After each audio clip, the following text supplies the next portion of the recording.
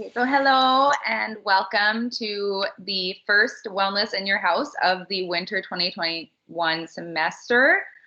Today's Wellness in Your House is going to be about stress, anxiety, depression, and a little bit about Bell Let's Talk Day. I'm going to go to that. There we go. So hello, it's us. We're your Wellness Ambassador team. My name's Jessica. My pronouns are she, her, and hers. I'm Nicole. I'm also one of the wellness ambassadors, and my pronouns are she, her, and hers as well. And I'm Skylar, and I'm another one of the wellness ambassadors, and my pronouns are they, them, and theirs. So for our territorial acknowledgement, we would like to humbly acknowledge that we work, live, love, and learn on the traditional lands of the Tecumseh to Secwepemc within Secwepemc Ulu, the traditional and unceded territory of the Secwepemc people. The TRU Wellness Center is committed to striving towards decolonization and honors the fact that our occupancy of these lands occurred without consent. And so if anyone is unsure of what decolonization is, it's a type of restorative justice to kind of deconstruct and dismantle past crimes of colonization. So basically like the undoing of colonialism. And although we can't erase mistakes of the past, we can do everything in our power to be educated and understand and acknowledge Indigenous history. Although I myself am not Indigenous, I always make sure to let Indigenous people have a voice, and I'm there to listen and support however I can. Great. So I know for myself, one way that I'm trying to practice decolonization in my daily life is also keeping myself as educated as I can about different Indigenous cultural practices and views, but also just be really mindful of language and being mindful of my own language and maybe offering alternatives when I hear some of that past language that maybe isn't so helpful in today. Just being really mindful of that whenever I can.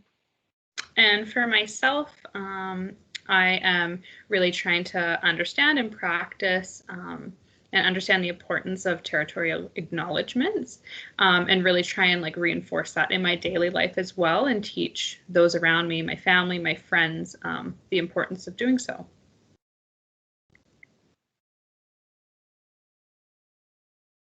Okay, so this is a little breakdown of the things we're going to talk about today. So we're going to go over some mental health myths, talk about depression, stress, and anxiety. What are they? Tips for managing those. Talk a little bit about stigma and ways that we can kind of push back towards that. Some information on Bell Let's Talk Day, which is coming up for us this Thursday, the 28th. So that's really exciting. Give you some helpful resources on campus and off campus, and then we're going to do a little wrap up. And if there's any questions, we'll get to those. Okay, so quiz time. No wrong answers on the quiz. So what do we think? What do we think as ambassadors? Some of those common mental health myths, misconceptions, biases that we encounter with people, with the students of our community, or, whether we're doing outreach work or we're just walking along with things we kind of overhear on the street. What are some of those stigmas, or maybe even things we've faced ourselves that aren't exactly on the mark when it comes to mental health, but those beliefs that society kind of hangs on to? What do we think, guys? A huge one for me that I've come across, especially surrounding language, is that anybody with any kind of mental health struggles or anything like that is crazy or like insane. And also another one that I found as well is that the belief that somebody that's struggling with mental health is like displaying it, and you can see it and you can pick it out and like, yeah, that person's depressed or that person's anxious, when really like it presents itself in so many different ways and it's so unique to everybody that, you can't really pick it out of a line. You can't really say what somebody's going through. Those are some ones that I've come across. Yeah, I think those are some great points, Nicole. And I also think that like a very common misconception that I always grew up thinking was that like people with mental health issues are maybe like weak or that they should be ashamed of it. So I remember when I first started experiencing mental health issues when I was around 11 and 12, I felt like I just couldn't talk about it and I didn't have like the voice to talk about it or that nobody would support me. So I think it's really great to reduce the stigma around it and help people know that they can reach help and support and that there's no shame in that. That's awesome, Skylar. I totally agree. Um, I think that some of the ones that really come to mind for me are kind of similar to what's been said, but that it's definitely um, something to be kind of ashamed of, and that you're somehow, if you're struggling with mental health, then you're somehow weaker um, or incapable, or however that may look.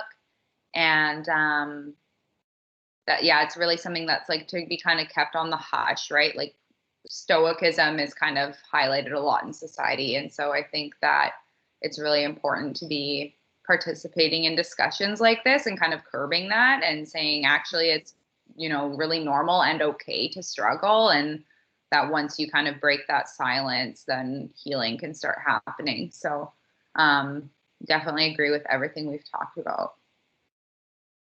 All right. And I see that we have somebody who just joined us. Hi, Krista. Hi. Hi. So, Krista, we're just talking about some of the common stigmas and stereotypes and biases, misconceptions in society today when it comes to mental health. So if you're comfortable, you can totally feel free to unmute yourself or throw something in the chat. Some of the things that maybe are, that you've kind of witnessed in others in your life, or in your own life, if you're comfortable sharing that, those kinds of like stigmatizing beliefs and attitudes about mental health. No pressure, but if you want, go for it.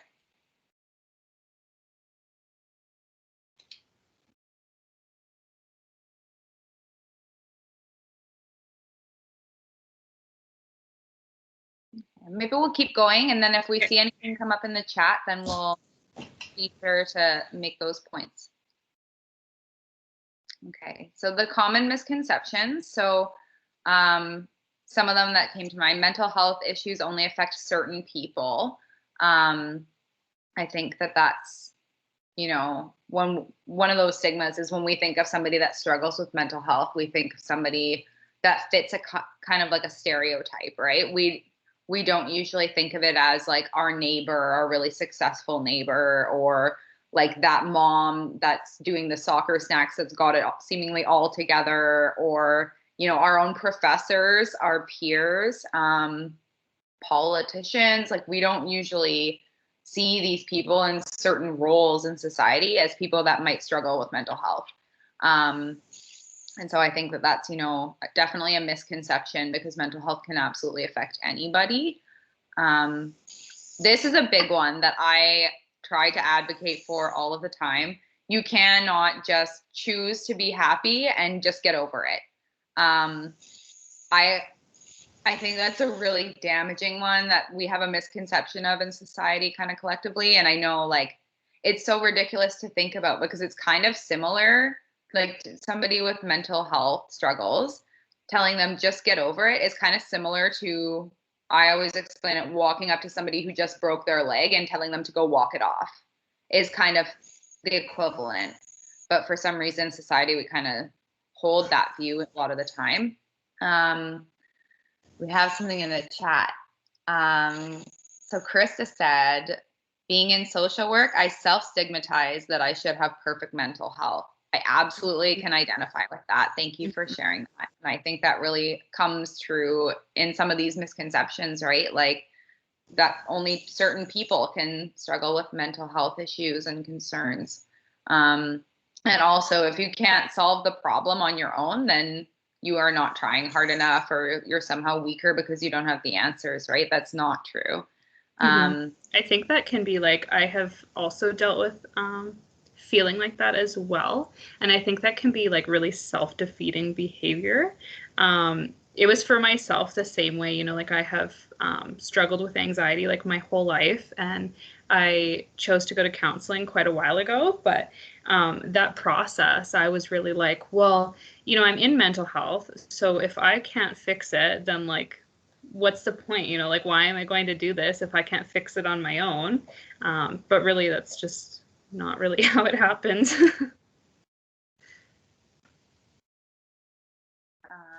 Another big one, you just need to take medication and it'll be fine. Mm-hmm. Looking for that, it's just like that kind of misconception, right? Of like how it's still kind of like hushed a little bit, right? We don't talk about that. There's kind of like some shame associated with it. And so just trying to find that quick fix to make it go away, right? Like just take some meds and it'll be fine. When really, you know, that can be a piece of the puzzle for some people, but very seldom is that the only piece of the puzzle, right? It is a puzzle. So, yeah, I think these are great. Is there any other ones that aren't on the slide that anybody kind of thinks that should be on the slide?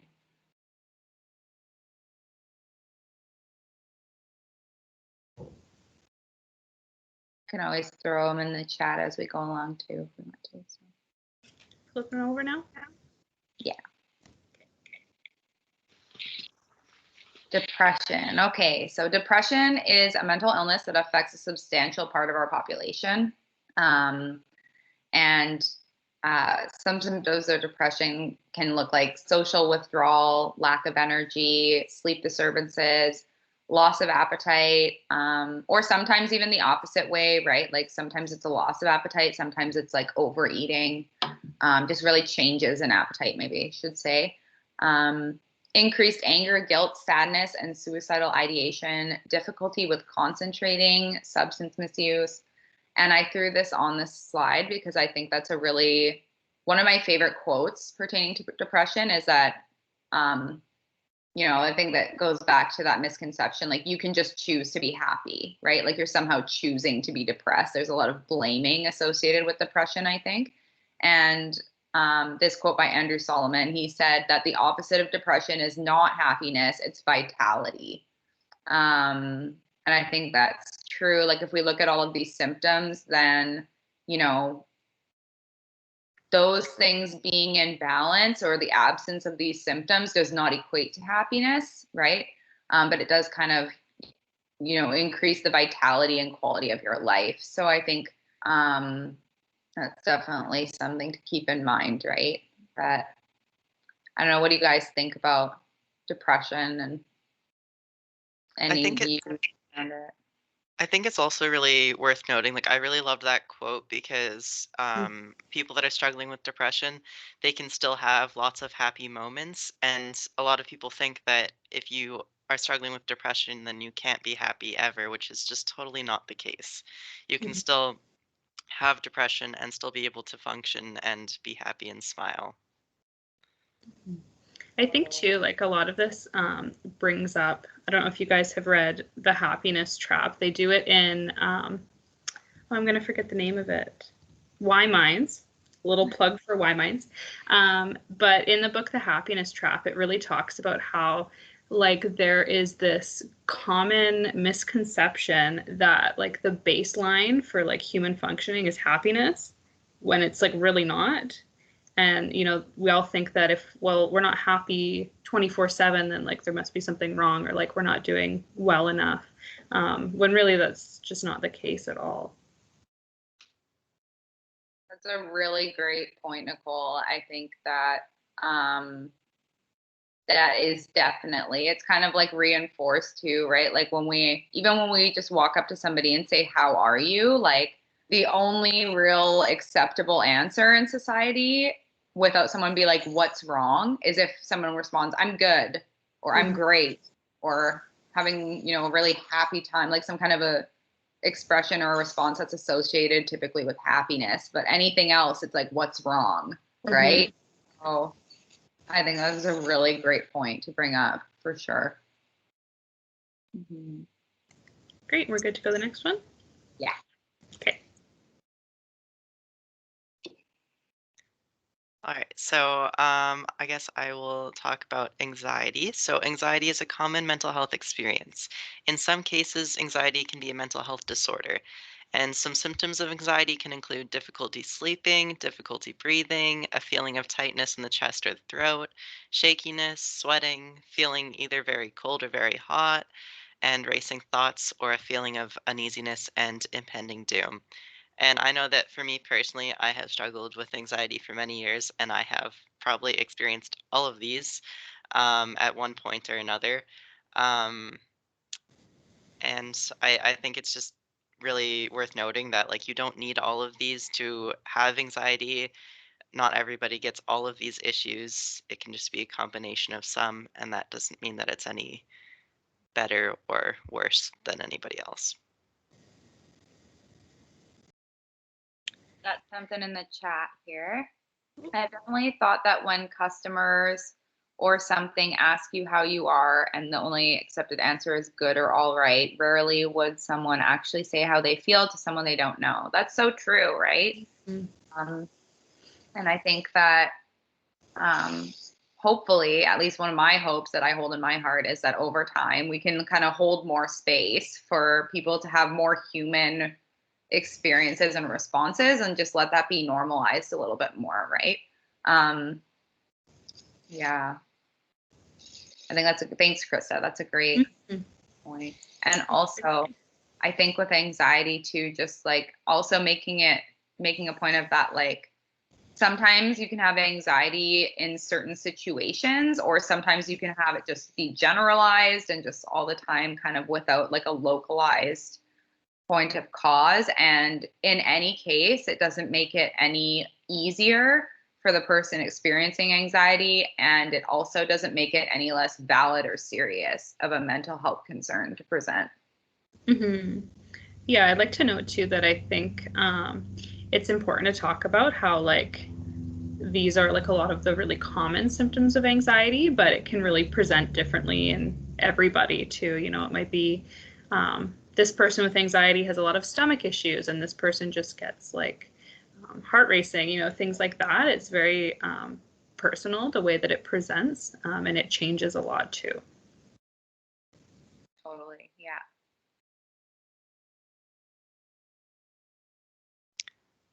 All right, so stress affects everyone at some point and is a natural and normal component of being human. In healthy amounts, stress can help us remain productive and vigilant and keep us safe. But when you're exposed to prolonged or extreme stressors, then damage can be done to our bodies and our well-being. And university students are at some of the highest risk for stress-related illnesses and mental health disturbances.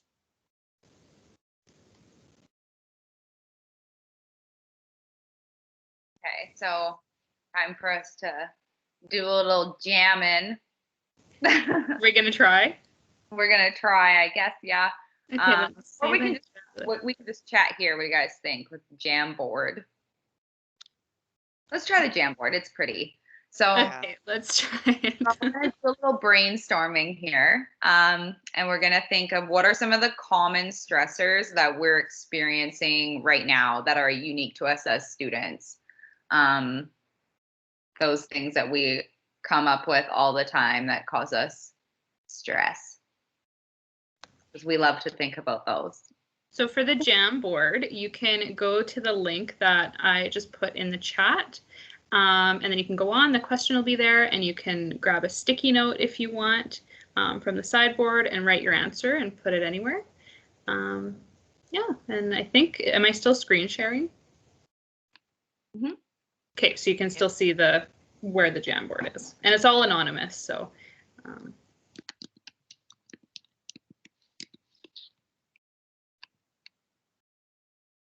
Deadlines. Yeah, that's a huge one, I think. Wi-Fi issues, especially right now, I think, with everything being online, facing that.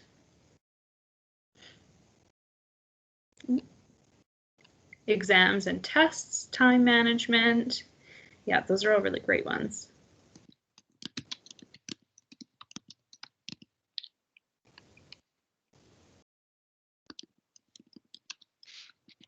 finances. Oh, we got a drawer on here too. Career planning. Mm-hmm.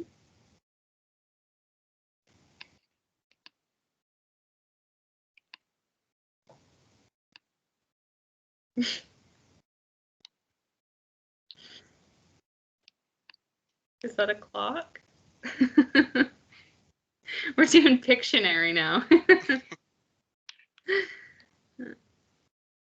Looks like a good artist to me. Well, those are really great examples of stressors for sure. Do you guys want to chat about any of them? Yeah, I just think it's kind of cool that we have just a few of us on here today while we're recording this session, and it's kind of a broad range of like how certain things can stress some people out and certain things don't stress some people out. Zoom fatigue, that's a wonderful answer. Yes. I've never heard that term before, but like kind of on point. I think, yeah, just like the broad range here, right? Like some people can be stressed by some things, some people not so much by the same issue. And there's all different kinds of things on here, right? Like we've got deadlines, Wi-Fi issues, time management, social relationships, career planning, exams and tests, finances, Zoom fatigue. Mm-hmm. Right? Those are all like relevant. I think it's important to know too that like the stressors that we're experiencing now as students during COVID and the pandemic are like a lot different than the stressors that we would experience, face-to-face classes. And they seem like a lot more heavy too, I'm finding.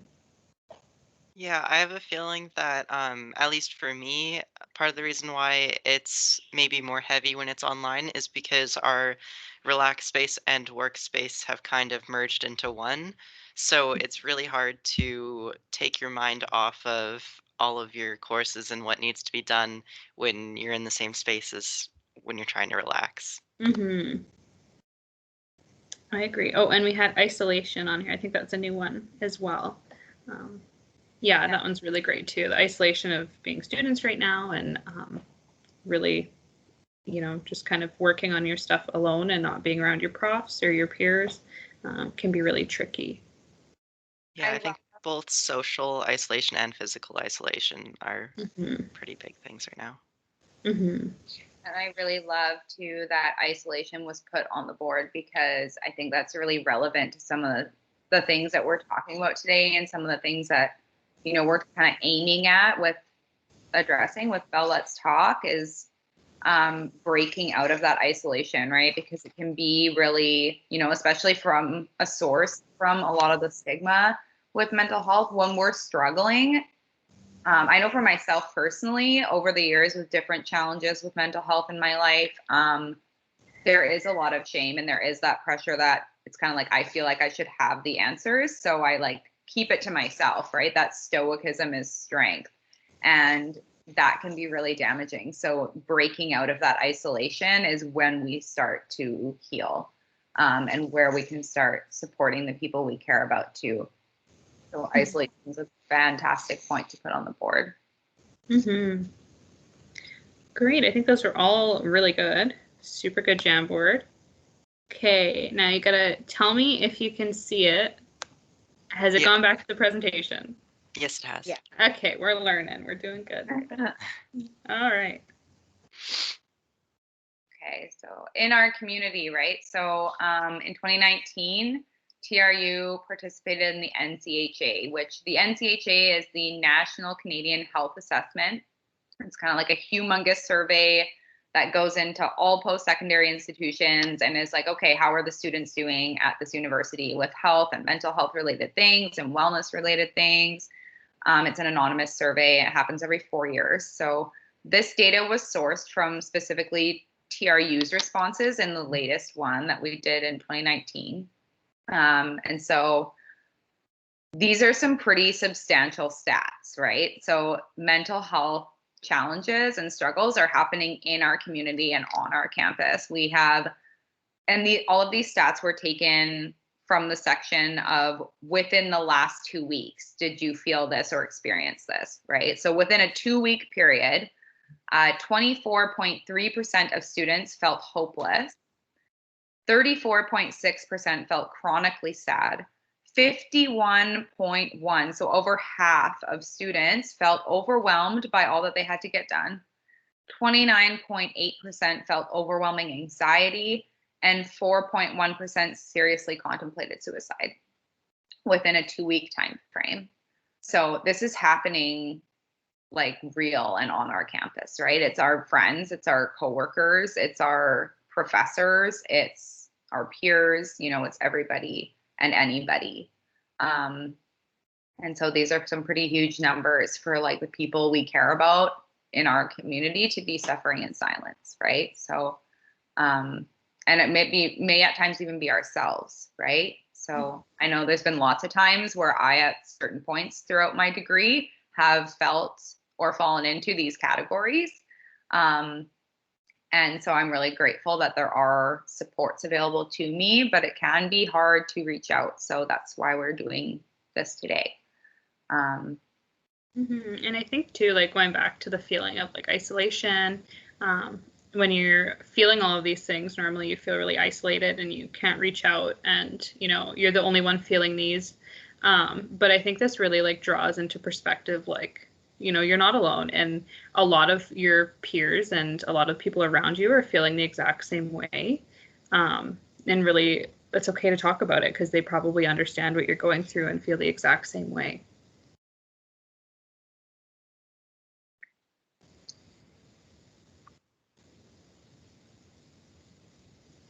I think this one. Is this you or me? I thought it was you, but I can go if you want. I can go. I don't mind. So what can I do?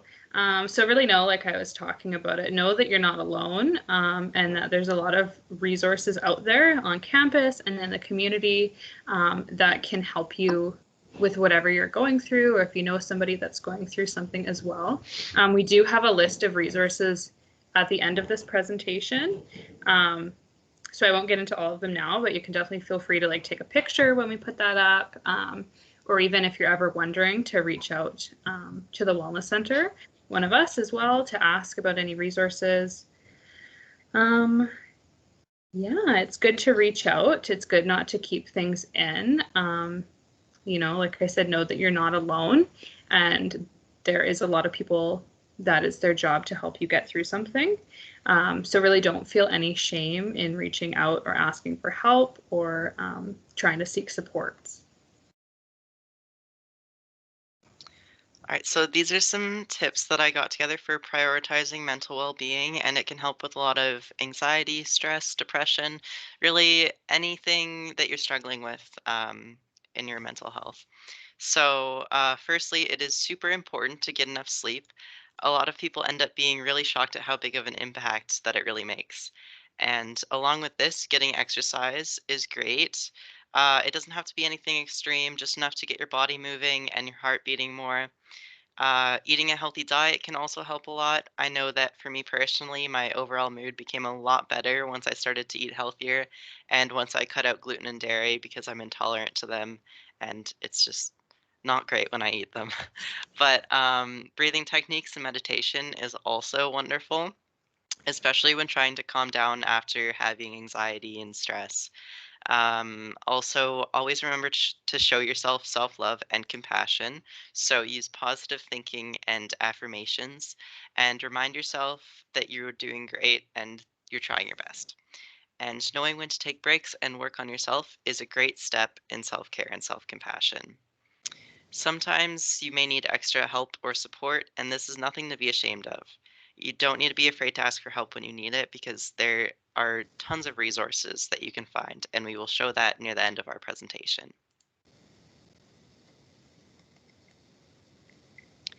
And so I got together some grounding techniques which can help you when you're in a stressful moment and you may need a more immediate way to release that stress and anxiety. So grounding techniques are anything that pull you back into reality and help you focus on the moment and pay attention to the small details about your surroundings instead of your anxious thoughts. And probably the most well-known grounding technique is breathing exercises. You can either just take deep breaths and focus on it, or you can set a specific time of breaths, like breathing in through your nose for 7 seconds and out through your mouth for another seven. You can also pick up items near you and focus on how they feel in your hands, the texture, weight, and anything else you notice. I know that for myself, I have a helpful little fidget cube here, and I just play with that whenever I'm feeling anxious or need a distraction, and it also helps me during like counseling appointments. And it just, um, I don't know, it helps for some people, but if that isn't something that will work for you, then you can also just get up and get your body moving. You can go for a walk or do some stretches, and this will help take your mind off things. And it also helps release those happy little brain chemicals. Or you could show yourself some self love and self compassion by embracing yourself. And there are many ways that you can do this, but some popular ones are the self hug, which is pictured in that little cartoon there, where you just hug yourself. Um, or you can put your hands over your heart and just listen to your heartbeat. There's tons of different little ways that you can do that, and they don't always like certain ones won't always work for everyone, so you have to find out which ones work for you. And if you feel comfortable, you can turn on your mic or put in the chat what you like to do for grounding techniques, or Nicole and Jessica, you can share if you like. There are really a lot of great options, Skylar. Mm-hmm. I think for me personally, like I've honestly been feeling the whole give myself a hug thing for the last while. Just when I like notice that like maybe I'm starting to go into like a more critical mindset of myself and I like could probably use a little bit of self-compassion. I will. When I'm at home alone, I'll just, give myself a hug. And it's nice. And also, I think for myself, I got into breath work a few years ago, and it does help me quite a bit if I'm ever feeling really anxious. Cool fun fact about breath work is there's a lot of different exercises that are designed to engage your parasympathetic nervous system, and a lot of times there's that saying that's like if you bring the body, the mind will follow. So if you ever find yourself in that moment of like a kind of like a more critical state, or like you're really anxious or you're really overwhelmed and stressed out, and you just take a moment to do one of those breath exercises, for myself anyway, it does bring like my physiological state to a level where I can kind of practice some of those other grounding techniques that kind of more go with like my train of thought. So that's probably my favorite, is doing some breath work. Mm-hmm. Yeah, for me, I'm huge on like getting up and getting moving. And I find that it like really helps me work through my issues. And, if I am really stressing over something and then I just go for a run, even for like 10 minutes, it feels like have released all of that energy that I need to, and really brings me back down. Also, I'm a huge advocate for bubble baths. Anybody that knows me knows this. I take a bubble bath like every night. But I find too, like it's kind of like a self-hug. Like I just find it so comforting and so like it just, I just wish I was doing it right now. But for me, that's like a huge grounding thing too. And even just like, making sure like when I am having a bath, like the lights are dim and I'm not on my phone and I'm just like really trying to just like bring myself like back down. I find that super helpful too. Yeah, I also take so many baths. I just find it like just so relaxing, Mm-hmm. and yeah, I take way too many. But I also see in the chat from Krista that she said that she likes the Headspace live meditations. It's nice to do them with other virtual people. I myself have never tried Headspace, but I have heard that it is really helpful, so that's great. Headspace is awesome. I love Headspace. I've used it a few times too. Yeah. Is that the one that they have like guided meditations on them as well? Yeah, they do. They've got a lot of ads for it. Like if you ever watch YouTube, there's frequently ads for. That's how I found Headspace. Yeah. I was stressing over something from school and watching a YouTube video trying to gain like some better understanding, and up pops this Headspace ad, and I was like, yes, this is what I need right now. So Yeah, just what you needed. yeah, it's great. I really recommend Headspace. Okay. Okay, so we got another Jamboard. Let's try this out. Number 2. So what are some ways you can help end the stigma surrounding mental health? So I'm going to stick a link in the chat again. You guys can all watch me do my tech savviness. And it's the same deal as last time. Just click on the link. You can write a sticky note. I will show the, oh, if I can get back to it. I will show the answers on here. This Jamboard thing is so cool. It was so much fun. I'm going to use it all the time. Just use it for anything. Like, what's for dinner? Right on the Jamboard. Write it on the Jamboard.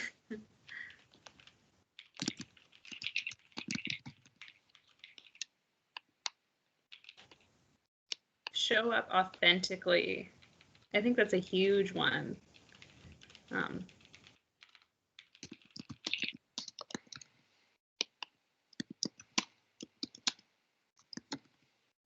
Be open and supportive for others who are struggling. Ask for help. Those are really great.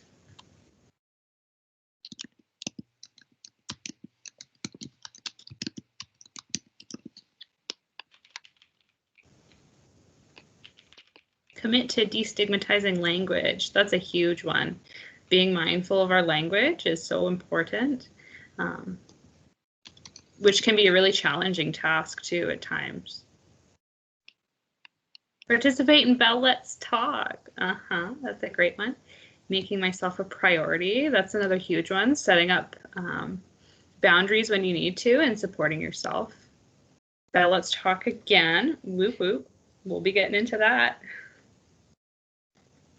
I think those are some really great ones.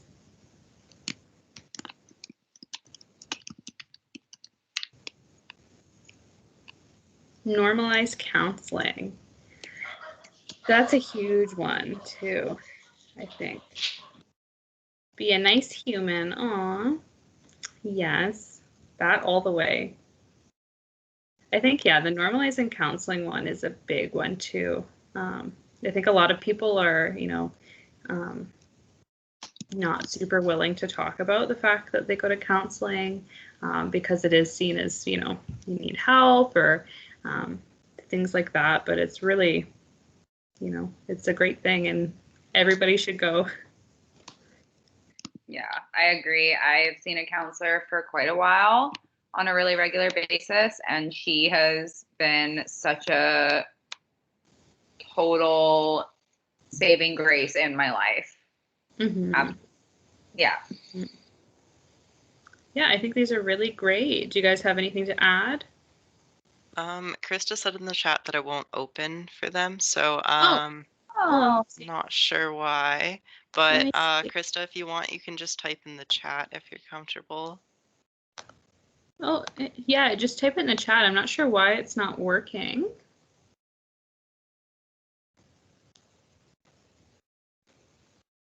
I'll just go back to the slide here.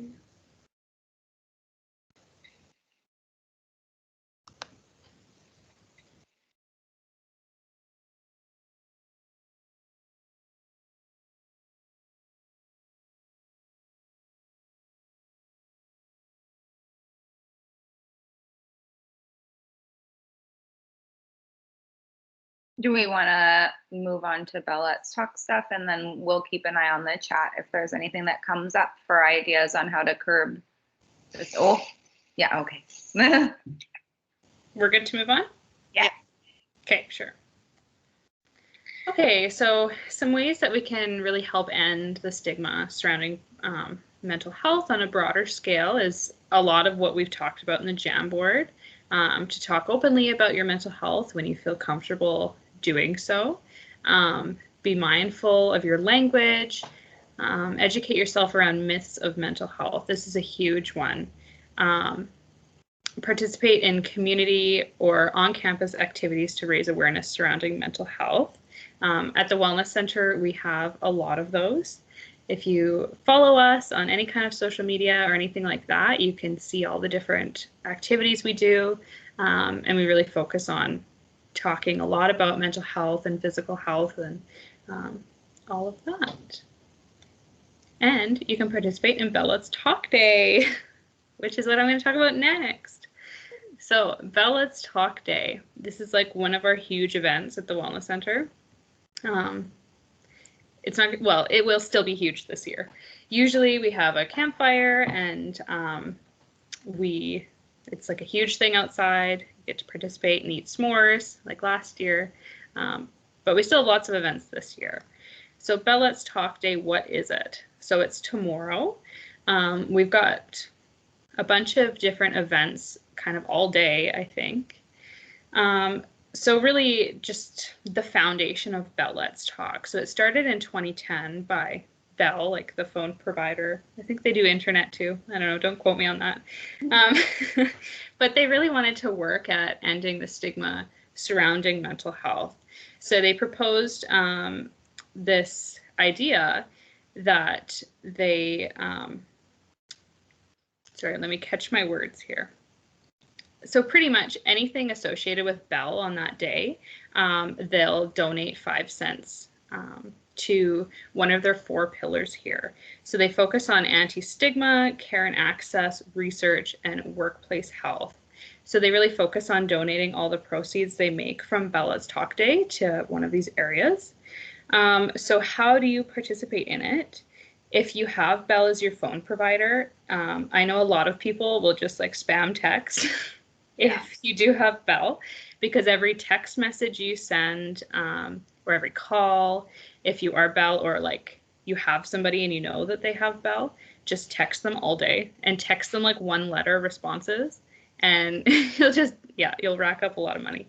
But you can also tweet. There's hashtag Bell Let's Talk. I'm not well versed in TikTok videos, but something to do with TikTok videos. If you hashtag Bell Let's Talk, you can participate. And there's a lot of filters too. So I know Snapchat uses Bell Let's Talk filters. I think there's an Instagram one too, I'm sure. Facebook frames, anything like that is a way that you can help.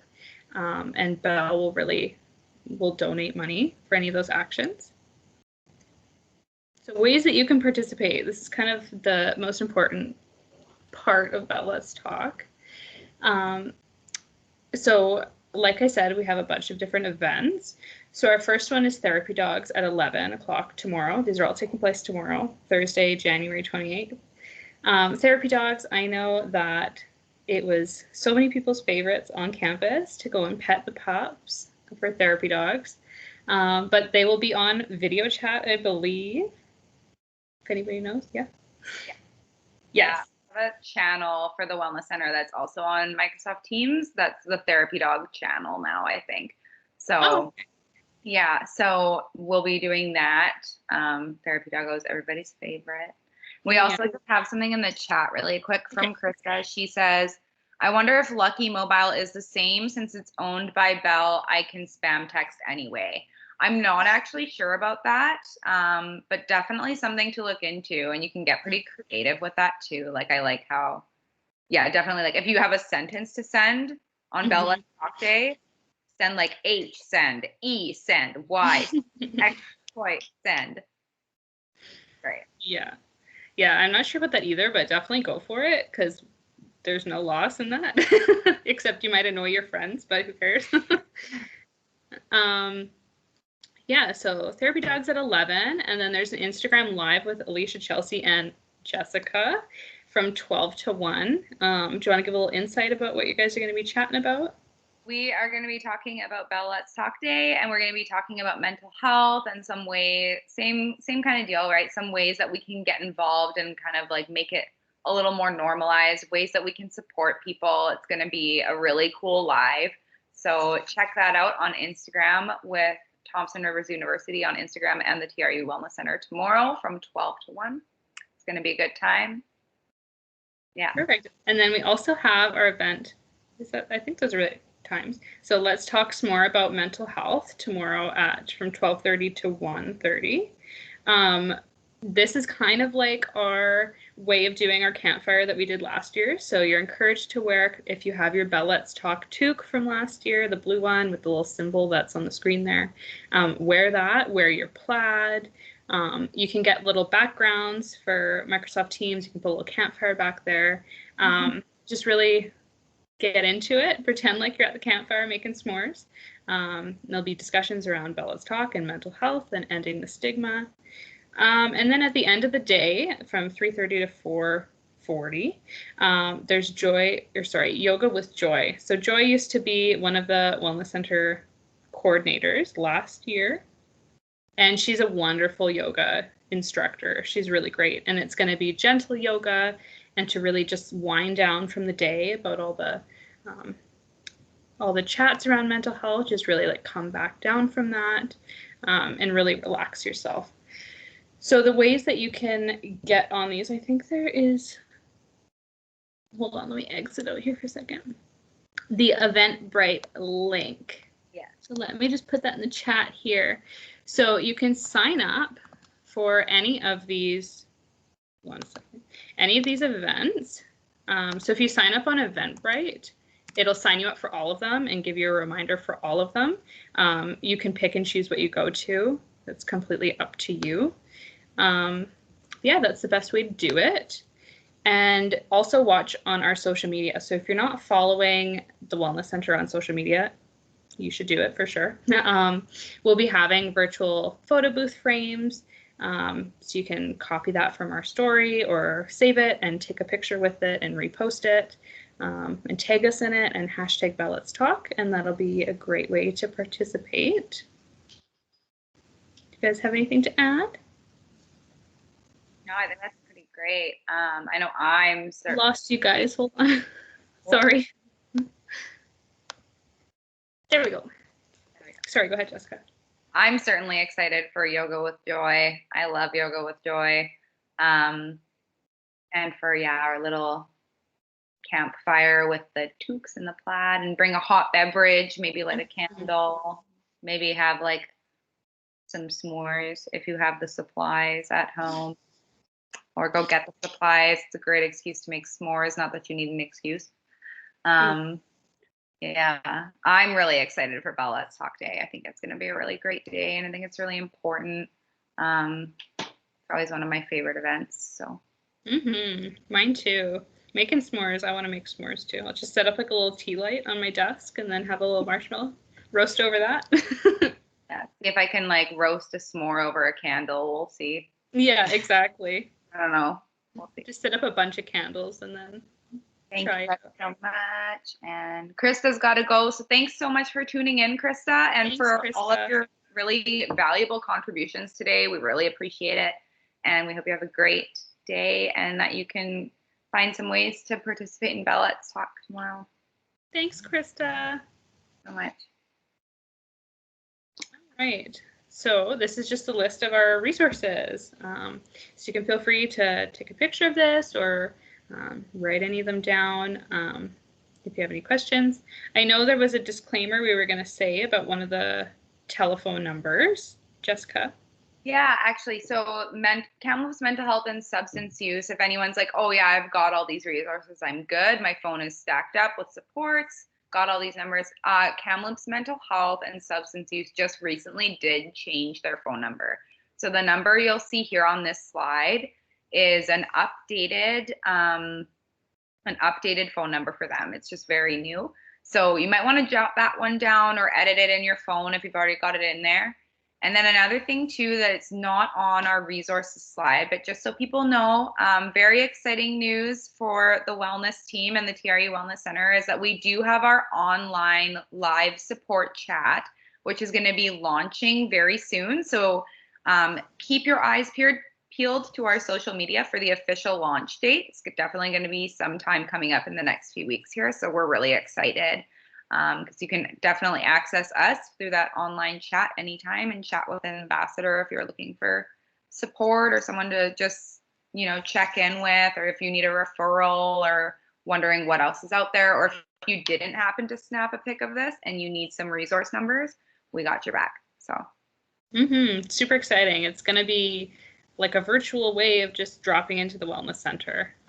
It'll be bring your own tea. Unfortunately, we can't provide that anymore, but BYOT. Yeah. Great. So if there are any questions, I think it's just us again, but Yeah. And I have to go now. So yeah. Well, great job, Skylar. Thanks so much. Thanks so much, Skylar. Yeah. Thank you both. You guys did great. So did you. You did awesome. It was Thank you. a pleasure. So Yeah. maybe since we don't have anybody that's currently tuned in to ask us any questions, and Skylar, I know you've got to go, so feel free to hop off whenever you'd like. But like, I always like to, when we do presentations like this, just find a little intention of self-care that I'm going to do for myself today. So Nicole, do we want to bounce back and forth some self-care ideas of what we do later today? Sure, that sounds great. Like somebody might take a bath at some point, but we'll go through some ideas. I wonder who that would be. Sure. Sure. Okay. Some self-care intentions for the day. I plan to get a snack after this presentation before I keep studying. I plan to go to the gym and exercise and keep that as my huge self-care thing of the day. And then probably take a shower or a bath later tonight. And yeah, those are some of mine. Chelsea, Starbucks chai. I have a craving now. That sounds good. That might be part of self-care for me too. Yeah, I always do say that on days where we unpack things with wellness or we like address things with wellness, I like to find that as an excuse to treat myself to a fancy coffee. So that might occur because now I instantly read that and my mouth is like chai latte. I know, mine too. So that's probably in the cards for me. And it sounds like we have similar self-care routine today. I think I'm probably also going to find myself at the gym and then in a bubble bath at some point as well. And I'm definitely going to grab a snack after this too. So yeah. Okay. That sounds great. Disclaimer, Jessica and I go to the gym together, so it's not a coincidence. This is my bubble where if you live alone, you're allowed one safe person in your bubble. She's my safe person. She's my bubble. Yeah. Because I live alone. So. Yeah, exactly. Great. Okay. Well, this was an awesome Wellness in Your House, and I'm really, really excited for Bella's Talk Day. Mm-hmm. Me too. I had so much fun doing this. Yeah, it was great. It was a great time. So yeah. Thanks for joining in, everybody, and for watching. And I think we can stop the recording.